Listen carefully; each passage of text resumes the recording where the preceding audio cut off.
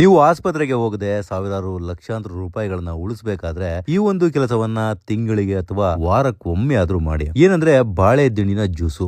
ಇದು ಕಿಡ್ನಿ ಸ್ಟೋನ್ಗೆ ಬಹಳ ಒಳ್ಳೆಯದು. ನನಗೆ ಕಿಡ್ನಿ ಸ್ಟೋನ್ ಆಗಿದ್ದಾಗ ತುಂಬಾ ಜನ ರೆಕಮೆಂಡ್ ಮಾಡಿದ್ದೆ ಈ ಬಾಳೆ ದಿಂಡಿನ ಜ್ಯೂಸು. ಸೊ ತುಂಬಾ ಜನ ನನಗೆ ಮೆಸೇಜ್ ಮಾಡ್ತಾನೆ ಇದಾರೆ ಇವತ್ತಿಗೂ. ಸರ್ ತುಂಬಾ ಪೇನ್ ಇದೆ ಸರ್ ಕಿಡ್ನಿ ಸ್ಟೋನ್, ನನಗೆ ಏನಾದ್ರೂ ಪರಿಹಾರ ಹೇಳಿ ಸರ್, ನಿಮ್ಗೆ ದುಡ್ಡನ್ನ ಕಳಿಸ್ಬಿಡ್ತೀರಿ ಅಂತಾರೆ. ಆದ್ರೆ ನನಗೆ ದುಡ್ಡು ಕಳಿಸೋದು ಬೇಕಾಗಿಲ್ಲ ರೀ. ದಿನನಿತ್ಯ ಅಂದ್ರೆ ವಾರಕ್ಕೆ ಒಮ್ಮೆ ಆದ್ರೂ ನೀವು ಬಾಳೆ ದಿಂಡಿನ ಜ್ಯೂಸ್ ಅನ್ನ ಕುಡೀರಿ. ಅಥವಾ ನಿಮಗೆ ಕಿಡ್ನಿ ಸ್ಟೋನ್ ಇತ್ತಂದ್ರೆ ಒಂದು ವಾರದ ಕಾಲ ಬಾಳೆ ದಿಂಡಿನ ಜ್ಯೂಸ್ ಅನ್ನ ಕುಡೀರಿ. ಆಟೋಮೆಟಿಕ್ ಆಗಿ ಕಿಡ್ನಿ ಸ್ಟೋನ್ ಯೂರಿನ್ ಮೂಲಕ ಹೊರಗಡೆ ಬಂದ್ಬಿಡುತ್ತೆ. ನಿಮ್ಗೆ ಕಿಡ್ನಿ ಸ್ಟೋನ್ ಇದ್ದಾಗ ತುಂಬಾನೇ ಪೈನ್ ಇರುತ್ತೆ. ಸೊ ಎಲ್ಲಿ ಕಿಡ್ನಿ ಇರುತ್ತೆ ಅಲ್ಲಿ ತುಂಬಾನೇ ಪೈನ್ ಆಗ್ತಾ ಇರುತ್ತೆ. ಆ ಸಂದರ್ಭದಲ್ಲಿ ನೀವು ಆಸ್ಪತ್ರೆಗೆ ಹೋಗಿ ಎಷ್ಟು MM ಇದೆ ಅಂತ ತಿಳ್ಕೊಳ್ಳಿ. ಮತ್ತೆ ಅದಕ್ಕೆ ನೀವು ಒಂದು ಇಂಜೆಕ್ಷನ್ ಕೊಡ್ತಾರೆ ಅವರು, ಪೈನ್ ಕಿಲ್ಲರ್, ಅದನ್ನ ತೆಗೆದುಕೊಳ್ಳಿ.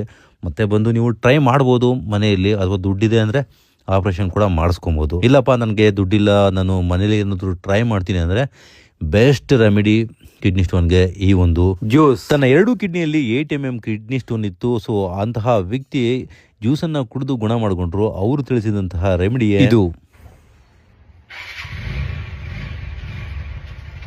ಬೇಕಾ?